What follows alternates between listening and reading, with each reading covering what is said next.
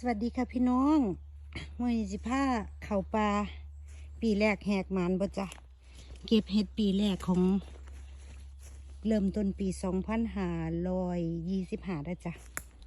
สิพามาเบิ่งโอ้ยมันกำลังขึ้นค่ะเนี่ยเหลืองๆเนี่ยน้อยๆเนี่ย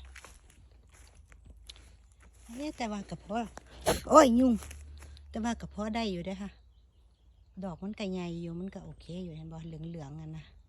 ป้าโชคดีมื้อนี้ได้แนวกินแล้วค่ะสวัสดีค่ะ